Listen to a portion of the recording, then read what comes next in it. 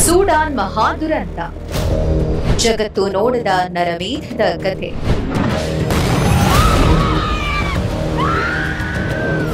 ನಾವು ನೀವೆಲ್ಲ Gaza, Ukraine ಯುದ್ಧಗಳ ಬಗ್ಗೆ ಮಾಧ್ಯಮಗಳಲ್ಲಿ ನೋಡಿರ್ತೇವೆ. ಈ ಯುದ್ಧಗಳ ಬಗ್ಗೆ ಇಡೀ ಜಗತ್ತಿಗೆ ಗೊತ್ತು.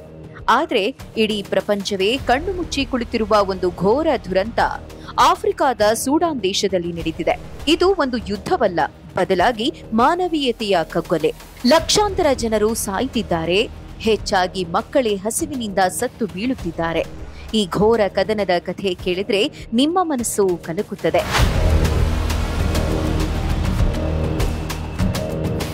ಸೂಡಾನ್ನಲ್ಲಿ ಈಗ ಜಗಳವಾಡುತ್ತಿರುವವರು ಯಾರು ಗೊತ್ತಾ? ಇಬ್ಬರು ಶಕ್ತಿಶಾಲಿ ಸೇನಾ ಗುಂಪುಗಳು. ಒಂದು SAF ಮತ್ತು ಇನ್ನೊಂದು RSF. ಇವೆರಡು ಗುಂಪುಗಳು ಮೂಲಭೂತವಾದಿ ಇಸ್ಲಾಮಿಕ್ ವಿಚಾರಗಳನ್ನು ಅನುಸರಿಸುತ್ತವೆ. ಆದ್ರೆ ಇವರು ಅಧಿಕಾರಕ್ಕಾಗಿ ಜಗಳವಾಡುತ್ತಿದ್ದಾರೆ.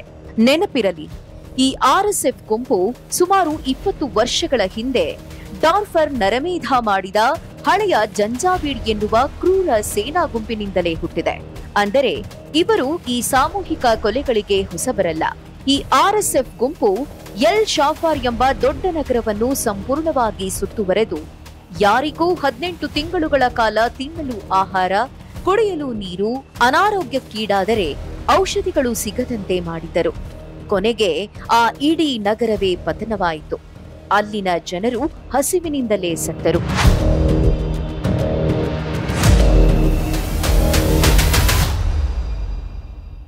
ಈ ಯುದ್ಧ ಇಡೀ ಜಗತ್ತಿನಲ್ಲಿಯೇ ಅತ್ಯಂತ ದೊಡ್ಡ ವಿಪತ್ತು. ಇಷ್ಟು ದೊಡ್ಡ ಸಂಖ್ಯೆಯಲ್ಲಿ ಜನರು ತಮ್ಮ ಮನೆ, ದೇಶ ಮತ್ತು ನೆಮ್ಮದಿಯನ್ನು ಬಿಟ್ಟು ಓಡಿ ಹೋಗುವುದು ಬೇರೆಲ್ಲೂ ಆಗಿಲ್ಲ. ಈ ಯುದ್ಧದ ಪರಿಣಾಮವಾಗಿ ಸುಮಾರು 1,40,00,000ಕ್ಕೂ ಹೆಚ್ಚು ಜನರು ತಮ್ಮ ಮನೆಯನ್ನು ಬಿಟ್ಟು ಓಡಿ ಹೋಗಿದ್ದಾರೆ. ಒಟ್ಟು 2.5 ಕೋಟಿ ಜನರು ಈಗ ಸಹಾಯಕ್ಕಾಗಿ ಎದುರು ನೋಡ್ತಿದ್ದಾರೆ. ಈ ಅನ್ಯಾಯದ ನಡುವೆ ಸುಮಾರು 5 ಲಕ್ಷ ಮಕ್ಕಳು ಈಗಾಗಲೇ ಕೇವಲ ಹಸಿವಿನಿಂದಲೇ ಸತ್ತು ಹೋಗಿದ್ದಾರೆ.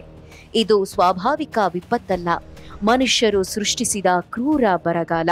ಈ ಯುದ್ಧದಲ್ಲಿ ಅತಿ ಹೆಚ್ಚು ಸಂಕಟ ಪಡುತ್ತಿರುವುದು ಕ್ರಿಶ್ಚಿಯನ್ ಅಲ್ಪಸಂಖ್ಯಾತರು. ಸೂಡಾನ್ನಲ್ಲಿ ಕ್ರಿಶ್ಚಿಯನ್ನರು ಕಡಿಮೆ ಸಂಖ್ಯೆಯಲ್ಲಿದ್ದಾರೆ. ಈ ಎರಡು ಗುಂಪುಗಳು ಕ್ರಿಶ್ಚಿಯನ್ನರನ್ನು ಅನುಮಾನ ಮತ್ತು ದ್ವೇಷದಿಂದ ನೋಡುತ್ತಿವೆ.